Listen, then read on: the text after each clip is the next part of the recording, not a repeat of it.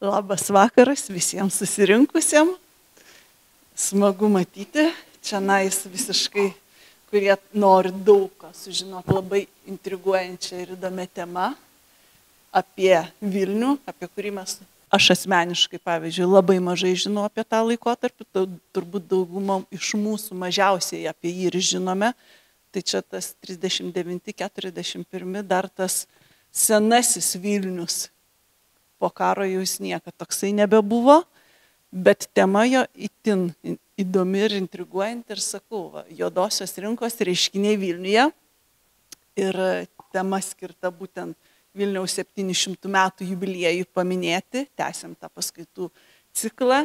Ir kas geriau apie juos neišmano, nei Darius Indrišionis, kolega buvęs mūsų, turbūt jaučiasi čia kaip namuose, net nebejoju.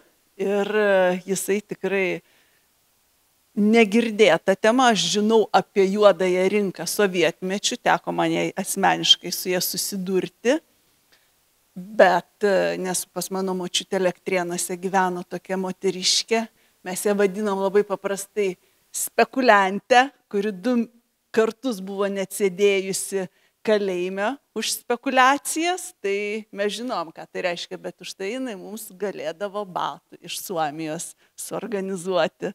Tai va, čia realybė tokia sovietmečio gyvenimo, bet, kaip sakyti, juoda rinka, spekulacija turbūt yra toks pat senas ekonominis reiškinys, kaip viena profesija sena. Tai manau, kad nuo pat, ir aš dar net specialiai pasižiūrėjau, būtent, kad žodis lotynų kalba spekuliatio, tai yra sekimas, stebėjimas. Jisai, reiškia, kilęs, aišku, viskas iš lotynų kalbos. Ir dauguma, arba graikų, šiuo atveju lotynų, ir paskui pasižiūrėjau, kągi reiškia ekonomikos terminų žodyne žodis spekuliantas. Tai reiškia prekių įsigyjantis arba parduodantis asmuo, kuris tikisi jas parduoti, įsigyti už didesnę, mažesnę arba mažesnę kainą.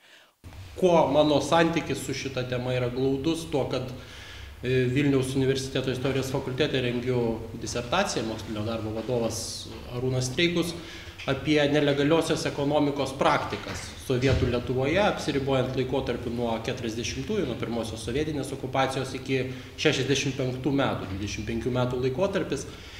Ir dabargi, kai buvau kviečiamas šiam pranešimui, šiam pasisakymui, iš karto, aišku, pirmas dalykas, kai sulauki tokio pakvietimo, prabėga per mintis viskas, ką tu žinai apie šitą temą. Ir būtent Vilnius kaip vietovė, jinai, aš manyčiau, šiam laikotarpiui, tai yra laikotarpiui nuo 39, iš esmės kalba labiausiai vis tiek eina apie laikotarpį nuo Antrojo pasaulinio karo pradžios, nuo 39 metų rugsėjo mėnesio, iki 41 metų, vėlgi labai problematiškai, 41 metai, kaip mes suprantam, kur jie užsibaigia. Ar jie užsibaigia birželio 22 dieną, kai prasideda sovietų nacių karas, ar jie užsibaigia visgi, kaip ir kiekvieni kalendoriniai metai, kada jie užsibaigia.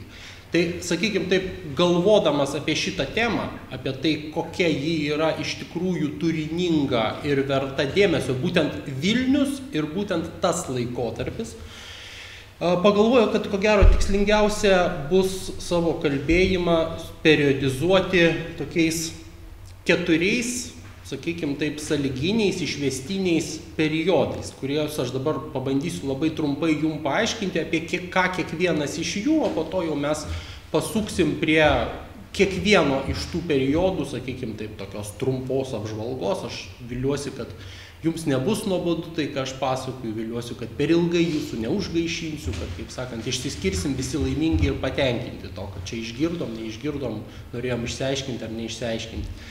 Tai, sakykime taip, šį visą laikotarpį, 39-41 metų laikotarpį, kalbant apie juodosios rinkos reiškinius ir situaciją Vilniuje, aš norėčiau skirti 4 periodus. Tai pirmasis periodas tai būtų laikotarpis nuo Antrojo pasaulinio karo pradžios, nuo 39 metų rugsėjo, iki tokios datos, tokio laiko, kurį, kaip matot, aš net ir pats uždėjęs klaustuką gale 40 metų sausis. Kodėl tas klaustukas, aš paaiškinsiu eigoje, bet manyčiau, kad šį laikotarpį nuo 39 rugsėjo iki 40 sausio sąlyginai galima būtų įvardinti kaip pirkimo vajaus pradžią. Kas tas pirkimo vajus ir kodėl jis čia taip dažnai figūruoja, aš irgi šiek tiek išsiplėsiu vėliau. Toliau antras laikotarpis, vėlgi jūs pastebėtumėt tokį, sakykime, taip, laiko šuolį, kad visiškai niekaip neįvardyjamas laikas nuo 40 sausio iki 40 birželio, tas, sakykime, taip, paskutinis nepriklausomas Lietuvos egzistavimo pusmetis. Kodėl taip yra, užsiminsiu, čia labiausiai ko gero siejasi būtent su tuo prie 40 metų sausio uždėtų klaustuko ženklų, nes, vienaip vertinant galima ko gero pasakyti, kad tas pirmasis laikotarpis, ta pirkimo vajaus pradžia, jinai ko gero tam tikrų laipsnių galbūt tik sumenkusių tęsiasi iki pat sovietinės okupacijos pradžios.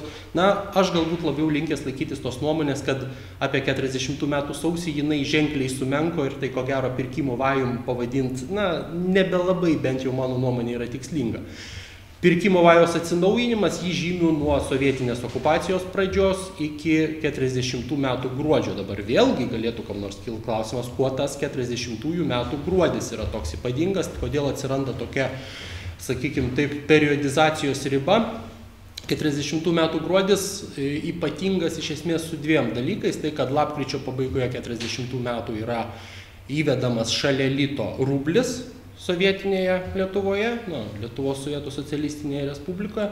Kitas momentas, kad 40 metų gruodžio 7 dieną iš Maskvos priimamas nurodymas panaikinti buvusią skiriamąją ribą tarp Lietuvos SSR ir Baltarusijos SSR. Ir tai, kas prasidėjo šią ribą panaikinus, tai jau ko gero galima įvardinti trečiuoju periodu, tai yra pirkikų iš rytų antplūdis, nes būtent tai ir prasidėjo, pajudėjo labai didelės masės būtent iš, kaip bebūtų keista, apie tai aš kalbėsiu kiek vėliau, vakarinės Baltarusijos, kuri atrodytų, šiaip jau žinant istoriškai, kad tai regionas prijungtas prie Sovietų Sąjungos prijungtas tik tais 39 metų rugsėjį, atrodo, jis dar neturėtų būti tiek labai nustekentas, kaip, sakykime, tie senieji sovietiniai regionai. Tačiau, tikrai buvo pakankamai matomas didelis skirtumas ir ten tas skirtumas atsiskleis netgi konkrečiais skaičiais. Kodėl tie pirkikai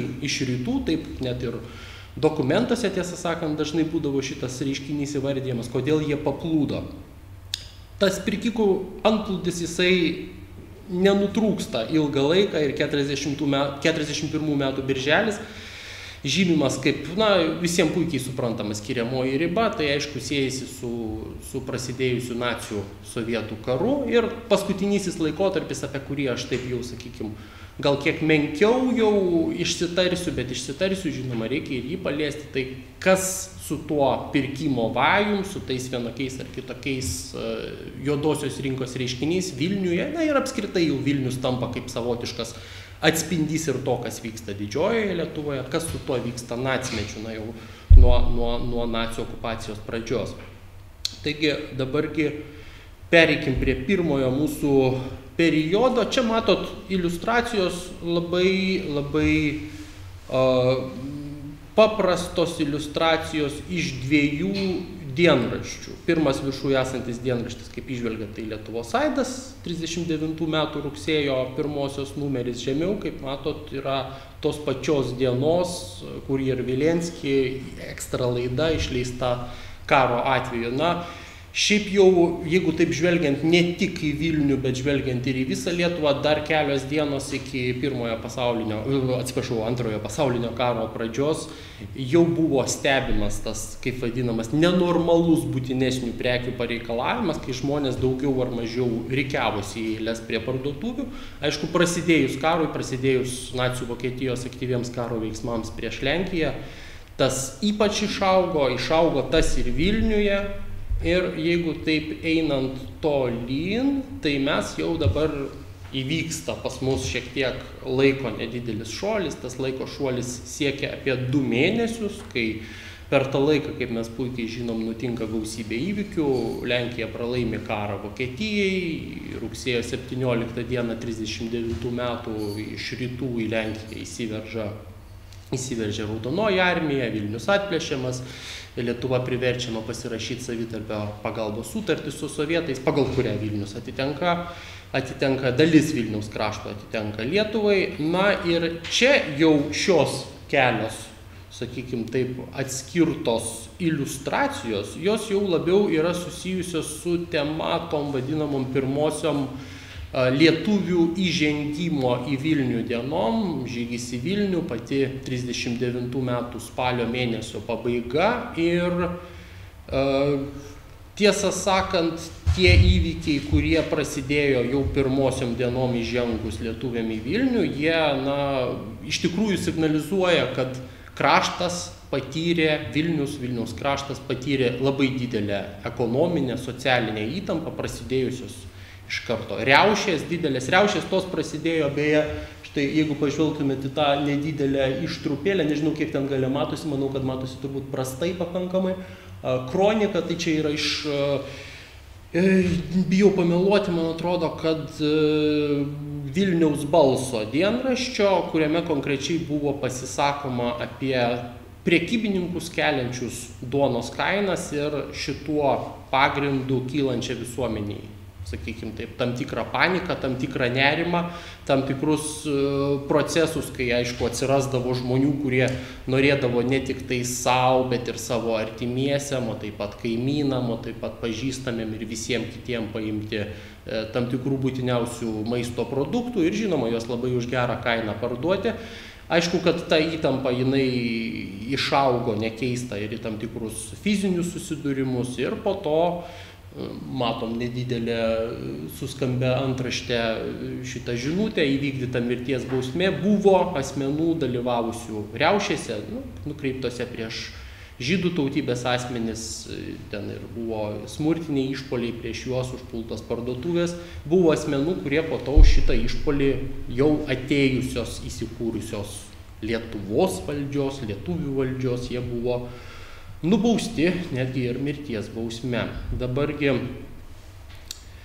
apie Lietuvą Vilniuje 39 metų rudenį šie būtų tokie, sakykime, iliustracijos iš spaudos, jos su 39 metų lapkričio mėnesio jau pradžia, viduriu siejasi, kaip Lietuva sprendė spekulacijos, juodosios rinkos problemas Vilniuje, tada, kai ji atėjo į šitą miestą, tada, kada pasijuto, kad priešingai nei likusioje Lietuvos dalyje, kur tas, sakykime taip, parduotuvių šturmas masinis, ką aš įvardiju kaip pirkimo vajų, kuris neužsitęsė per daug ilgai, realiai, jeigu, kaip minėjau, ten kokią rugpjūčio 26-27 dieną jau buvo Kaune matomas sujudimas prie parduotuvių, tačiau realiai jau apie rugsėjo pirmasias dienas tas sujudimas jau buvo pastebimas kaip gerokai sumenkęs. Tuo tarpu Vilniui ta situacija jinai buvo daug labiau įtempta.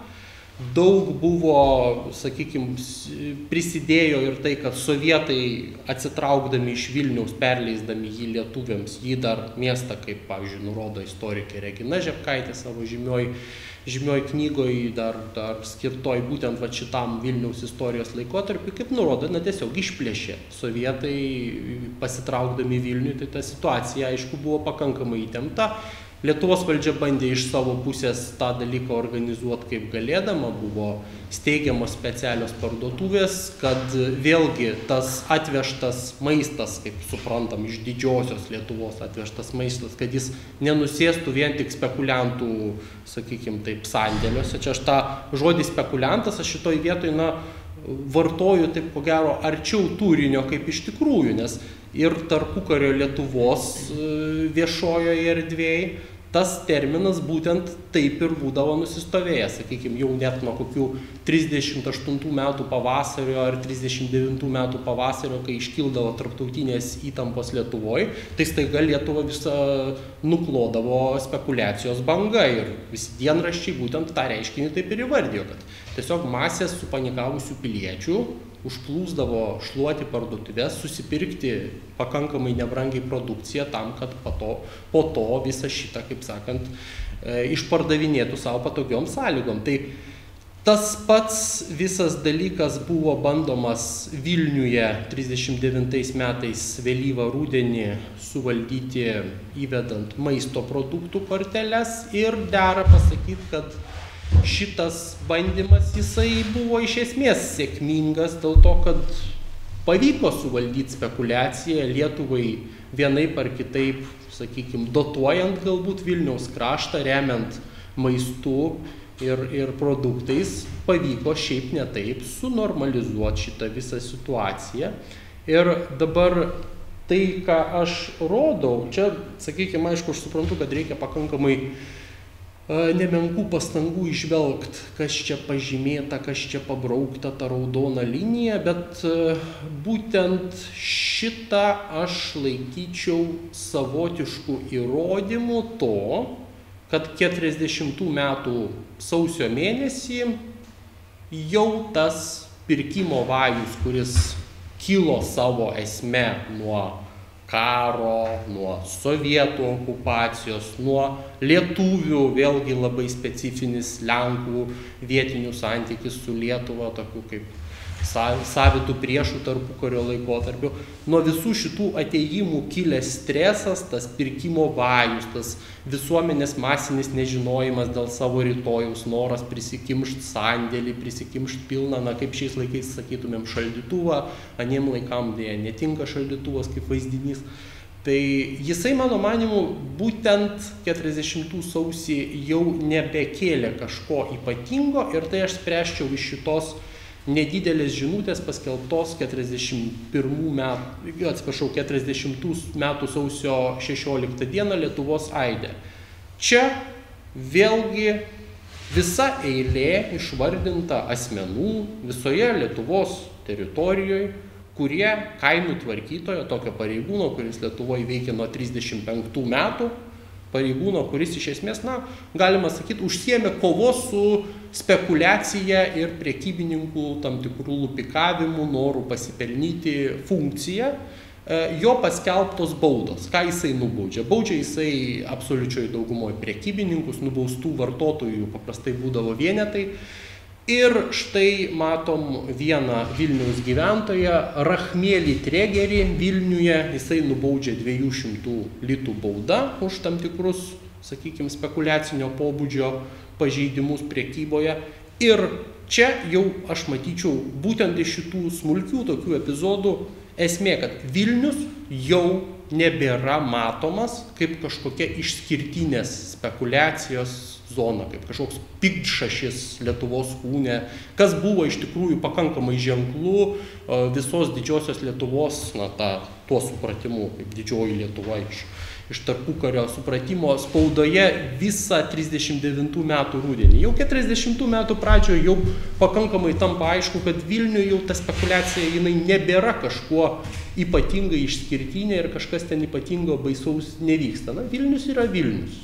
Tiesiog tas, manyčiau, laikotarpis jisai...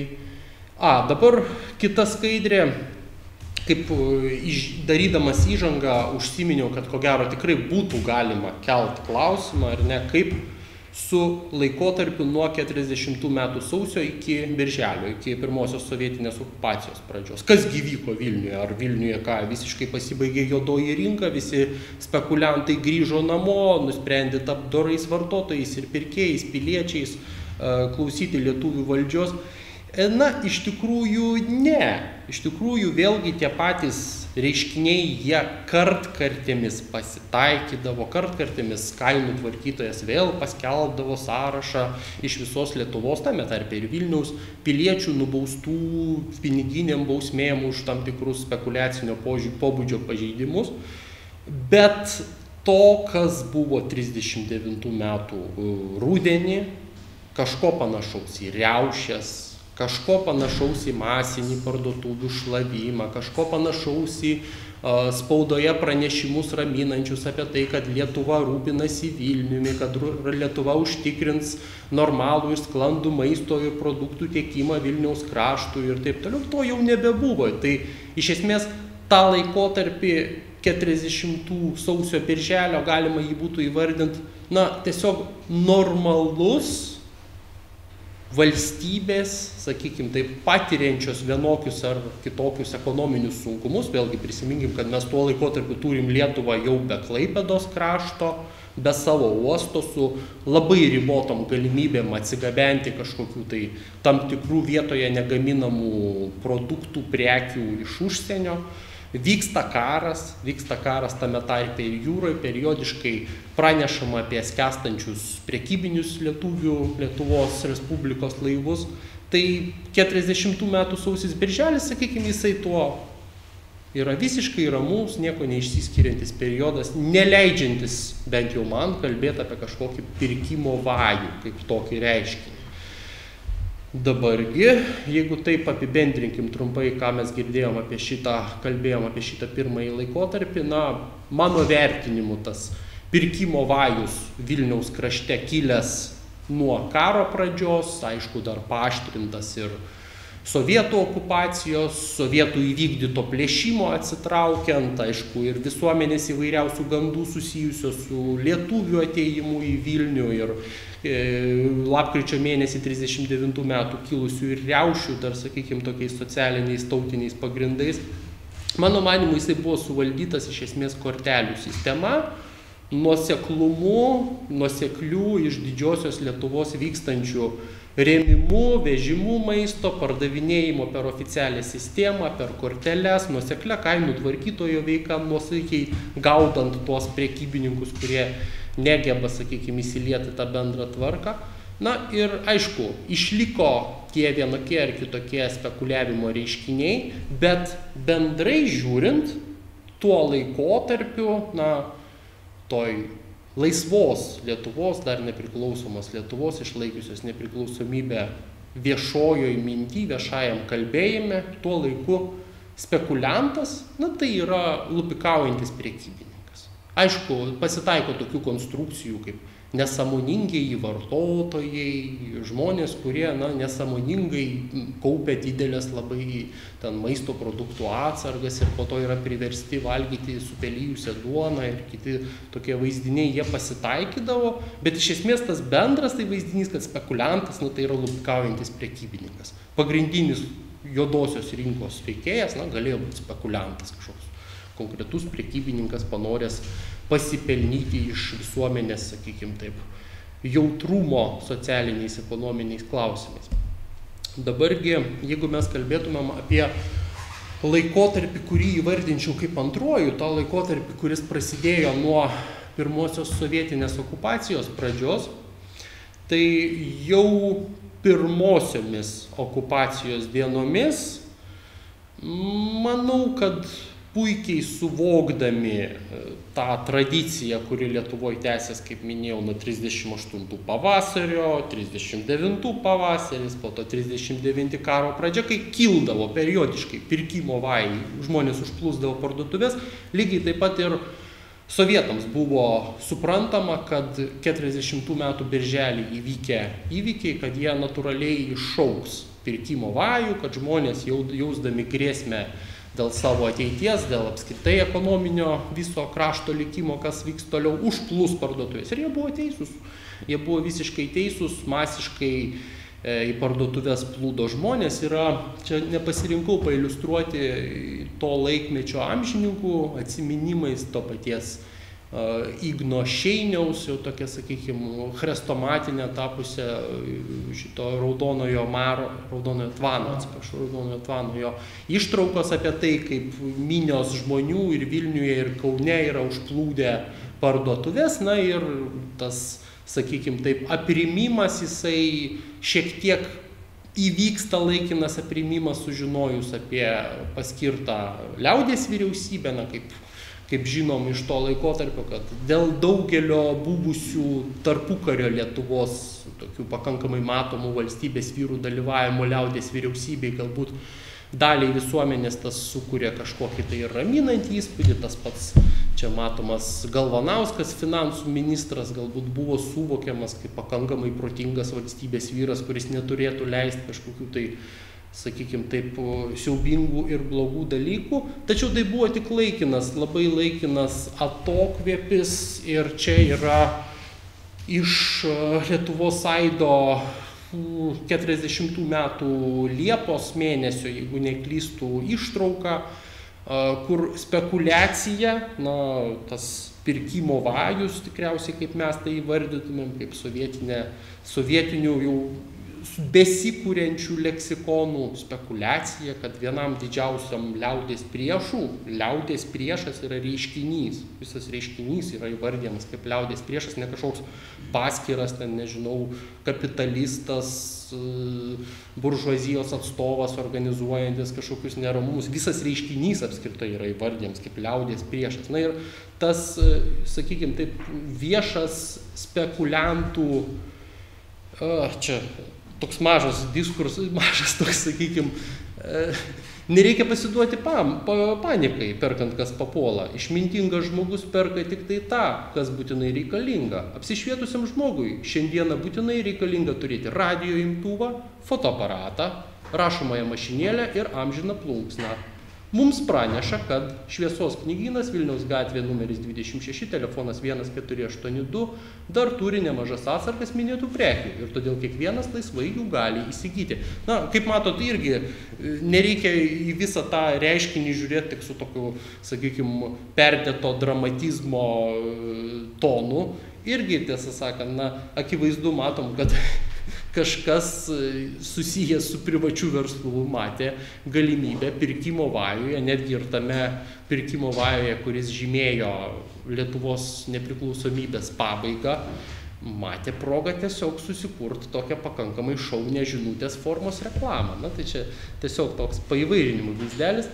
Na, o dabar, kalbant apie pirkimo vajų, kaip minėjau, kad buvo pakankamai pozicionuojama, kad spekuliantas tai dažniausiai tas žmogus, kuris šluoja parduotuvių lentynas, arba tas žmogus, kuris piktybiškai slepia prekes, kelia kainas, kelia paniką. Labai daug tokių vaizdinių yra pirmojo sovietmečio ir spaudoje, ir atsiminimuose netgi kažkiek persikelia tie dalykai. Tas jų viešas peikimas, jisai vedė į tokią praktiką. Tiesą sakant, ta praktika jinai nebuvo sovietų sugalvota, šita praktika jau nuo 38 metų ir Lietuvos dienraščiuose pakankamai dažnai atsispindėdavo, ypač tais paūmėjimais ekonominiais. Tai yra spekuliantų sąrašų spausdinimas. Štai skelbimas kokiame nors Lietuvos Respublikos dienraštyje, kad yra tam tikra institucija, ar tai būtų finansų ministerija, ar tai būtų kainų tvarkytojas tas pats, atrinko visą eilę protokolų, kuriuos jam surašė provincijose veikianti policija, užfiksavusi tam tikrus, sakykime, spekuliacinio pobūdžio pažeidimus, keliamas kainas, slepiamas prekes, taip toliau panašiai, ir yra skiriamos baudos. Skiriamos baudos ir apie tai su vardais pavardėm, gyvenamosiom vietom yra paskelbiamas spaudoje. Šitą praktiką sovietai labai noriai perėmė pirmojų sovietmečių ir apie tai buvo masiškai ir periodiškai skelbiama. Tai toks mini išskaičiavimas mano buvo padarytas nuo 40 metų birželio iki rugsėjo mėnesių. Kodėl rugsėjo mėnesį kažkas pasibaigė? Todėl, kad rugsėjo mėnesį pabaigoje įvyksta dalinė prekybos nacionalizacija Lietuvos SSR. Ir iš esmės aš taip suprantu, kad labiau dėl ideologinių priežasčių jau, sakykime, taip pasidaro kiek nebepatogu spausdinti tuos spekuliantų sąrašus. Taigi nuo 40 birželio iki rugsėjo įvairiuose sovietinėje Lietuvoje ėjusiuose dienraščiuose man pavyko aptikti 35 skirtingus. Tai ką aš turiu omeny skirtingus, tai kad būdavo labai dažnas atvejis, kad tiesiog persispausdindavo vieną kokį nors ten, sakykime, nežinau, Eltos šitą sąrašą sukurptą, persispausdindavo ten ir ta pati Tiesa, Tarybų Lietuva, dar Darbo Lietuva, kada pirmaisiais mėnesiais įvadinosi Vilniaus balsas ir taip toliau. Bet čia grinai 35 skirtingi neatsikartojantis. Man išskaičiavus, kiek žmonių figūruoja tuose 35 neatsikartojančiuose sąrašuose, tai 877 asmenys. Dabar kas nors galėtų užduoti labai gerą klausimą, ar aš analizavau, ar nėra pasikartojimų. Ne, aš neanalizavau, ar nėra pasikartojimų. Ir labai yra tikėtina, kad tie pasikartojimai yra ir kad tikėtina, kad pasikartojimai yra ne vienas, nes ir man pačiam yra tekę matyti, kad tam tikros, sakykime, provincijos parduotuvės, dažniausiai žydų tautybės asmenų valdomos, kad iš esmės net taip ir įvardyjamas būdavo tas reiškinys, kad jiems labiau apsimoka būti nubaustiems ir susimokėti baudą finansinę už tą spekulaciją, kainų kėlimą, prekių slėpimą ar dar kažką, negu nutraukti priekybą. Ir ta prasme, iš tikrųjų, manau, kad tikrai nemažai būtų pasikartojimų iš tų 877 asmenų, ten tikrai buvo etatiniai neretas. 650, tai jeigu taip žiūrėt, tai būtų 74%, iš jų, tai, mano vertinimu, vėlgi, jūs galėtumėt galbūt manim netikėti ir sakyti, kad aš galbūt nesu kompetentingas šito vertinti. Mano manimu iš tų žmonių, tai yra akivaizdžiai su žydų tautybė siejamų žmonių vardai arba pavardės. Kas signalizuoja, kad didžioji dauguma tų baudžiamų spekuliantų, jie buvo žydų tautybės prekybininkai.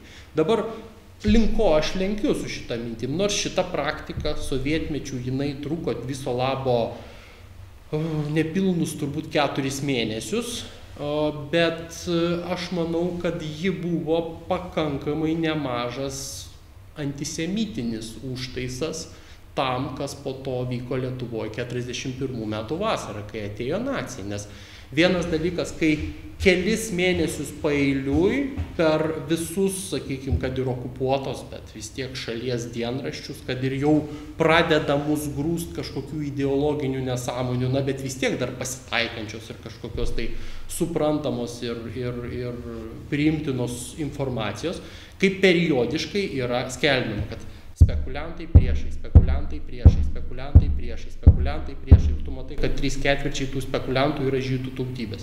Nori, nenori, valstybei, kur ir taip visuomenės tas, sakykime, santykis tarp lietuvių, tarp žydų, tarp kitų tautinių mažumų, jisai iki galo nebuvo išspręstas, kur buvo vis tiek pakankamai daug tokių tautinių įvairių įtampų. Aš manau, kad šitas laikotarpis sovietmečio pirmojo, kai buvo periodiškai skelbiami spekuliantų sąrašai, kuriuose dominuodavo žydų tautybės asmenys, aš manau, kad jis nevedė į nieką gerą. Jis buvo tam tikras, sakykime, taip, antisemitinių nuotaikų stiprinimas. Dabargi apie Vilnių, čia pati pabaiga šito laikotarpio, šiek tiek pagreitinkim, laikas bėga, šitą mano prezentaciją ne taip greitai, kartais užstringa, tai pati laikotarpio pabaiga, 40 metų lapkričio pabaiga, prieš pat įvedant Lietuvoje šalia lito rublį, yra skelbimas viename iš dienraščių, kad spekulacija Vilniuje tebežydi. Kokiom formom ta spekulacija Vilniuje žydėjo? Žydėjo jinai labai įvairiai, žydėjo dėl to, kad Vilniuje buvo labai populiarios taip vadinamos komiso parduotuvės. Komiso parduotuvės jos būdavo tuo laikotarpiu privačios. Ir ten tiesiog, aš dabar tikslių skaičių nepasakysiu, bet ten vienu momentu fiksuojama apie 180 komiso parduotuvių tuo metu Vilniui privačių veikiančių. Ir būtent per tas parduotuvės, kai būdavo kaltinama, kad ten dažniausiai vyksta įvairiausiai spekuliacinės kombinacijos, kad ateina naujos prekės, kurios yra parduodamos gerokai didesnę kainą, kad žmonės, kurie prisiperka kažko iš oficialių parduotuvių, kurios pradėjo rastis Lietuvoje po nacionalizacijos 40 metų rugsėjį, tai yra per komiso parduotuvės išplaunama į juodąją rinką. ir taip toliau. Toliau Vilniui labai buvo populiari ir daug kur irgi atsispindėdavo tarpuvarčių prekyba. Tarpuvarčių prekyba, ji būdavo oponuojama visada su turgaviečių prekyba, dėl to, kad turgavietės, vis tiek tai nusistovėjusi praktika, nusistovėjusi vieta, kur ir milicijai, tam tikriems kontrolės organams yra, sakykime, užsiimti patikrinimu daug paprasčiau, daug aiškiau viskas. Tuo tarpu staiga Vilniaus gatvėse, kažkokiuose užkabariuose gimdavo epizodiniai, visiškai netikėti turgus iš žmonių, kurie greitai parduodavo vienas kitam kažkokią produkciją ir išsiskirstydavo. Tai tas reiškinys būdavo irgi gan peikiamas kaip Vilniaus tokia, sakykime, išskirtinybė. Dabargi apie spekulacijos turinį, tai labai trumpai, kad jeigu, kaip atsimenat, pirmasis tas laikotarpis su nepriklausoma Lietuva siejamas, tai ten spekulianto įvaizdis, spekulianto turinys, tai yra žmogus prekybininkas, kuris užsijama nesąžiningų prekiavimų, kainų kėlimų, kaip paprasčiau kalbant, lupikavimu. Tuo tarpu sovietinis jau jisai akivaizdžiai išplečia šitą savoką ir atsiranda, kad tai ne tik lupikautojas, privatus prekybininkas, kuris nori labai gerai pasipelnyti, bet tai dar ir atsargų sudarinėtojas. Kitaip atsiranda ta dedamoji, kad vartotojas, kuris masiškai prisiperka kažkokių tai produktų ir gėrių ir po to ruošiasi juos arba išparduoti, arba perparduoti, kad jisai irgi yra tas blogis. Ir čia aš užbėgsiu šiek tiek įvykiams už akių. Šituo laikotarpiu, 40-41 metais, man bent jau nepavyko aptikti to, kad sovietai baudžiamąją tvarką teistų, baustų būtent už atsargų sudarinėjimą.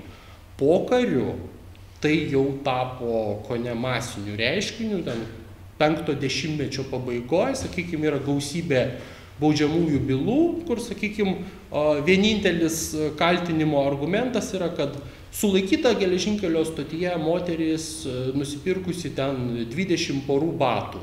Kadangi elementaru, jog toks batų panaudojimas yra nenormalus žmogaus arba jo šeimos poreikiam, todėl elementaru, kad jis ruošiasi spekulacijai ir kad jį ruošiasi parduoti ir baudžia kaip už spekulaciją.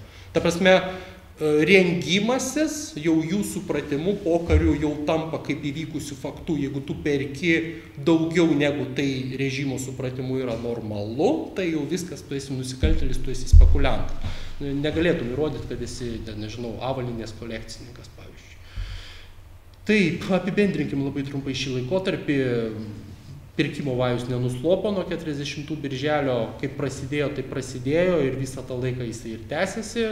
Nacionalizacija, rublio įvedimas tik stiprino tą, tik įnešė, kaip sakant, žibalo į ugnį, tas tik daugėjo. Na ir prasiplėtęs tas, sakykime taip, spekulianto suvokimas. Spekuliantas ne tik prekybininkas, spekuliantas jau ir atsargų sudarinėtojas ir pagrindinis juodosios rinkos veikėjas. Vilnius išskirtinė zona, kur spekulacija žydi.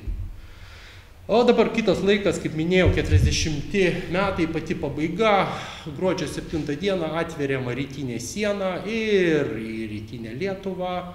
Tai, ką mes dabar suprantam kaip rytinė Lietuva, paplūsta pirkikai iš rytų, iš vakarų Baltarusijos, miestų, Baranovičių, Lydos ir kitų miestų. Tiesą sakant, kiek mačiau to meto OBHSS suvestinės ir ataskaitas, tai jau pasitaikė ir iš kitų gerokai labiau į rytus esančių Sovietų Sąjungos regionų. Pačiuose sovietiniuose dokumentuose, saugumo struktūrų susirašinėjimuose su aukščiausia valdžia, tas vadinama napliv spekuliantov iz Zapadnai Belarusijai. Antplūdis, spekuliantų antplūdis iš vakarinės Baltarusijos. Tai toks kaip dabar kokios priežastys, kas vedė į šitą visą reiškinį, tai pakankamai paprastos. Viename iš saugumo pateiktų komunistų partijos centro komitetui dokumentų buvo labai paprastai išskaičiuota. Kainos, kokios yra Lietuvos SSR parduotuvėse oficialiuose ir kainos, kokios yra vakarinių Baltarusijos SSR miestų, Lydos, Baranovičių ir kitų turguose. Ta prasme, jau net ten nieks nebekalba apie parduotuvės, ten jau suprantama, kad parduotuvėse ten jau gauti kažko yra, kaip rusai sako, gybląją dėlą. O čia, vat, kaip sakant, Lietuva, kitoks kraštas, kur dar įmanoma, galbūt atsistojus ten į ilgiausią eilę, bet kažko gauti. Ir cukrus, pavyzdžiui, 2 rubliai 80 kapeikų Lietuvos parduotuvėse, tuo tarpu Lydos turguje, kaip galima suprasti, 15 rublių kaina, Baranovičių turgui galėtų būti 20 rublių kaina. Na, tikėtina, kad čia tiesiog nuo 15 iki 20. O sviestas tas pats Lietuvos parduotuvėse 7 rubliai 75 kapeikos, atitinkamai ten 20 ir 25 rubliai. Na, kelis kart besiskiriančios kainos ir logiška, kad tai vedė masės žmonių, tiesiog kadangi susisiekimas buvo patogus, traukiniais, važiuot masiškai vykti. Čia tokia smagi nuotrauka buvo šitos mano pranešimo viršelėje. Saugumiečiai pagavo vieną iš pirkikų, štai matot žmogaus atvykusio iš vakarų Baltarusijos apsipirkti Vilnių veidas, 41 metai. Čia jis buvo nufotografuotas tokiu labai įdomiu kampu, dėl to, kad jis slėpdamasis nuo milicijos ar kažkokių kitų patikrinimų ant savęs dėjo viską. Tai tas, kaip sakant, anekdotas jau apie, labai toks chrestomatinis, apie iš gamyklų sovietmečių nešamas ten dešreles apsiviniojus aplink save, tai jis labai greitai Lietuvoje įgijo realybę, na tiesa, žmogus čia ne kažkokius mėsos produktus aplink save vinioja, jisai ten šitą audinius, tekstilę, manufaktūrą, kaip vadinama tuo metu, vinioja, bet vis tiek jisai tokį sukėlė susidomėjimą saugumiečių, kad jie netgi nufotografavo ir nusiuntė Sniečkui pasižiūrėti, kaip visą tai atrodo. Skaičiai, dabar kokie to reiškinio skaičiai? Tūkstančiai. Vienam iš dokumentų fiksuota, kad iki 41 vasario per pirmus kelis mėnesius jau apie 3000, kurie buvo sugauti Lietuvoje, tokie pirkikai, ir grąžinti atgal į Baltarusiją. Ta prasme, kaip mes visai neseniai turėjom šitą migrantų krizę, kai ėjo per Baltarusijos sieną iš artimųjų rytų atkeliavę žmonės ir buvo apsukinėjami. Tai va kažkas panašaus beje vyko ir 40 pabaigoje, 41 pradžioje Lietuvoje, kai buvo tiesiog pirkikai iš Baltarusijos apsukinėjami, atėmus, konfiskavus jų nusipirktas prekes, tiesiog išvaromi. Suimamų būdavo 10, tai ta prasme suprast galima, kad tie, kurie jau organizuotai ir dideliais mastais tą darė, jų buvo labai nedaug, buvo absoliuti dauguma, kurie buitinio pobūdžių tokių supirkinėjimų užsiimdavo. Tai šitas vat laikas, jisai į spekulianto savoką dar patalpino ir suvokimą, kad spekuliantas tai atvykėlis. Atvykėlis iš kitų skurdesnių, labiau nustekentų regionų, kuris nori prisipirkti Lietuvoje kažko. Beje, šitas vaizdinys apie pirkikus iš rytų, jisai į viešąją erdvę, jisai niekur nepralysdavo, tai buvo visiškai, kaip sakant, ideologinis peilis, jeigu apie tai rašyti, tai blogis būtų tai daryti. Ir dabar labai greitai mes jau eikim į pabaigą. Kas nutinka atėjus naciams? Atėjus naciams, kaip suprantat, ištinka visą Lietuvą vėl eilinis pirkimo vajus. Ir taip Lietuva nustekenta yra nacionalizacijos, ten išlikusios privačios parduotuvės yra nustekentos 40 metų gegužę uždėtais milžiniškais mokesčiais, tikiuosi, kad ten nespėjo daug kas jų ir susimokėti. Tai tas pats vėl prasideda, kiek dar gali tai prasidėti 41 metų birželį. Ir prasideda toks reiškinys, jis Vilniui beje buvo ypač ženklus, tai yra, nacmečių tai buvo įvardyjama kaip miesto kaimo santykiai. Miesto kaimo santykiai tai labai dabar dažnai šiais laikais sakoma, kad ten jeigu kaimuose po karo atsirasdavo kažkokie tai prabangus daiktai, lėkštės, indai, drabužiai, taip toliau panašiai prabangos prekės, tai jau supras, kad čia būtinai turi būti holokausto padarinys. Mano vertimu nebūtinai, gal labai tikėtina, kad taip, bet būtent nacmečių labai populiarus buvo kaimiečių vykimas į miestą su maisto produktais ir grįžimas su prabangos prekėmis. Ta prasme, badaujantis miestas, kuriame yra sutrikęs tiekimas, ten gali gauti vos šiek tiek maisto pagal korteles ir kaimo gyventojai, kurie labai noriai tau parduos ten kokią lašinių paltį už fortepijoną, ten ar kitos kažkokias prabangos prekes. Tai va tas reiškinys jisai būdavo fiksuojamas ir aš manau, kad tikėtina dalis įvairių tokių kaimui nebūdingų daiktų galimai nusėdo būtent nacmečio metais. Ir dabargi vėl paskutinis, ko gero, dalykas, ką norėčiau dar pasakyti prieš jūs, nežinau, atsiduodamas jūsų klausimams, galbūt jeigu tokių bus. Kas nutiko su nacmečiu ir žvilgsniu į spekulaciją, tai naciai bandė labai visą šitą reiškinį suteikti tautinę dimensiją, kad dėl spekulacijos didžiąją dalimi yra kalti žydai. Ir ten pasitaikė, net ir čia cituoju tokią žinutę, jei spekuliantas, tai būtinai žydas. Na ir kaip iliustracija, ten kažkokie nacmečio pradžioj sukaupti, bandė spekuliuoti žydų tautybės asmenys. Holokaustui vykstant, žydus išnaikinus Lietuvoje, naciai patys pamatė, kad tie, sakykime, taip, juodosios rinkos reiškiniai, spekuliavimas, kad jisai yra bendražmogiškas dalykas ir nuo tautybės nepriklausomas. Ir atsirado tokių vertinimų, kad jie elgėsi kaip žydai. Ta prasme supras, kad ir tie žmonės, kurie savo tautinių požiūrių nėra žydai, kurie iš nacių ideologinės perspektyvos pusės kaip ir neturėtų užsiimti nešvarę priekybą, spekulaciją ir panašiai, kad jie perima tuos pačius dalykus, ieško naudos, ieško kaip susipirkti ir įgauti tam tikrus produktus.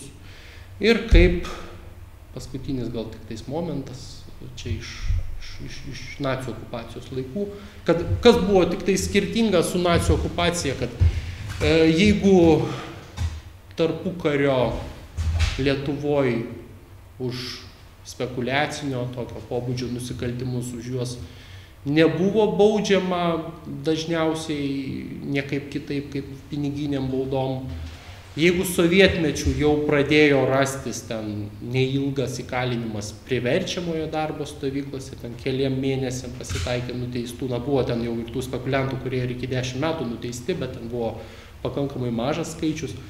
Tai nacių okupacijos laikotarpiu jau buvo viešai skelbiama ir apie tai, kad tam tikri režimo požiūrių įvertinti asmenys kaip ekonominiai nusikaltėliai, juodosios rinkos veikėjai, kad jie buvo ir šaudomi. Tai tas esminis galbūt skirtumas, kur visas tas judesys per šituos labai įvairius 2 metus nusisuko. Na, o aišku, galėčiau kalbėti ilgai apie tai, kaip viskas pasisuko jau to pokariu, bet tai jau nebe šitas paskaitos objektas.